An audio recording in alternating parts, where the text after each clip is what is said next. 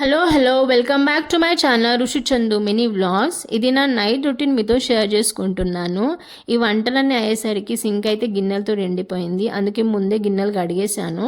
Dinner అయ్యాక ఇవి కూడా కడిగేస్తాను.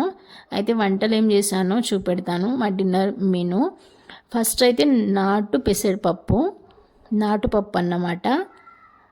పుట్టున్న పప్పు అంటారు కదా అది.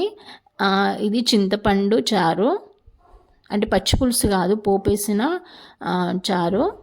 అలాగే పప్పు చారుకి పాపడాలు, ఇది కొబ్బరి చట్నీ. నైట్ చపాతి కంపల్సరీ చేస్తాను, కానీ టైర్డ్ అయి ఉండే అయితే ఓన్లీ రైసే వండాను.